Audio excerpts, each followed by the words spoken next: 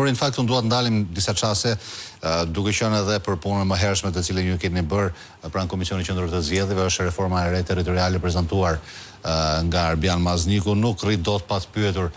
Kjo reformë territoriale, si e keni parë ju, a duket më shumë një reformë territoriale apo një reformë elektorale? Përshtypjen se ka të bëj fort me çështje politike dhe zgjedhore në radhë parë, sesa me hallet dhe shqetësimet e qytetarëve.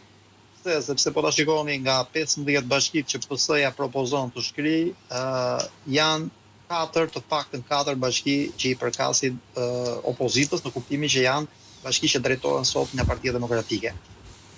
Kështu që nuk është rastësi që vendosen pjesa më e madhe e bashkive që zotëron opozita, vendosen në listë atyre bashkive që do shkrihen në një mënyrë, do bashkohen me bashki më të mëdha, por jo vetëm aty.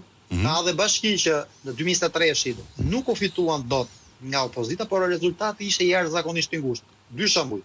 Dhe me këtë qeverisën që ka bërë tash 4 vite, ka ngrihen pikpyetje që mund të humben.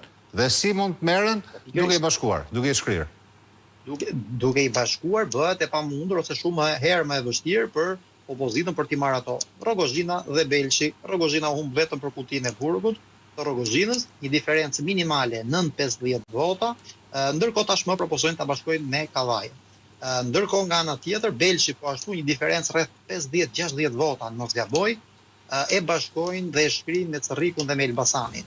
Të dyja këto bashki ishin shumë në potencial për të fituar dhe janë, nëse do të qëndrojnë kështu, nga opozita dhe nga Partia Demokratike.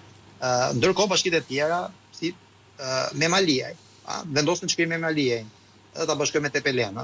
Ndërkohë është një nga bashkitë e rralla në jug që e ka fituar Partia Demokratike, apo Selenica. Selenica nuk e ka fituar kësaj radhe Partia Demokratike, po më kujtohet që e ka fituar zgjedhjet e mëparshme në qarkun e Vlorës. Dhe çuditërisht thonë hajde të shkrijmë Selenica. Pra është një bashki që herë ka votuar PS-n, herë PD, etj me radhë. Nuk po i hy gjitha bashkive me radhë që propozohen nga ana Partisë Socialiste, por kriteri kryesor që unë shoh është kriteri elektoral gerrymandering. Po ashtu dhe ato komunat ose po themi njësitë administrative, fshatrat e Krujës apo të Vorës që duan t'i heqin. Dhe edhe aty nuk ka një konotacion elektorale shumë i qartë. Më kujtohet në 2025, para një viti, kutitë e para që u hapën, ishin ato të zonës së Domjes. Dhe tani thuhet që ato ishin favor të Partisë Demokratike. Tani thuhet do të heqin Vorës, ja bashkojnë Tiranës. Që të dobësohet po ashtu opozita në zonën e Bashkisë Vorë. Ndërkohë fshatrat e Krujës që është aeroporti i Rinasit, ja heqin Krujës, i bashkojnë me Tiranën. Ndërkohë eventualisht mund të ketë edhe aty një ndikim për Bashkinë e Krujës në zgjedhjet e ardhshme.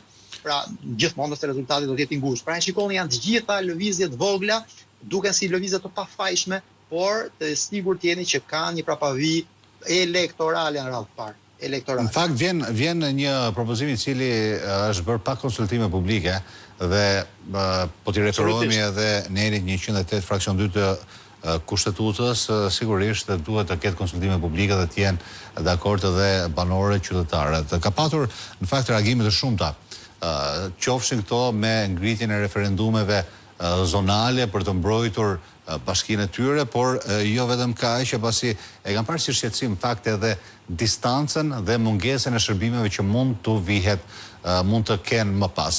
Po ju pyes si jurist, a mund të zhbëhet ky vendim në gjykatën kushtetuese në rast se mazhoranca socialiste me arrogancën e kartonave vendos ta miratoj?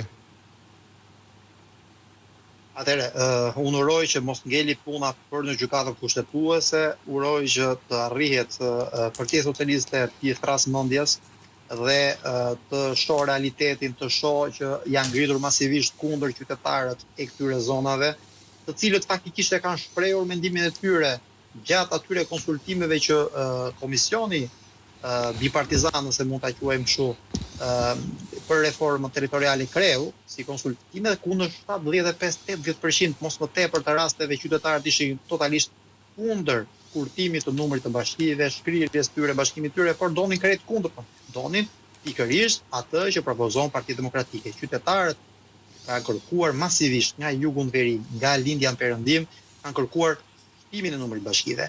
Sa më afër të ishin bashki dhe të jenë bashkit me komunitetet.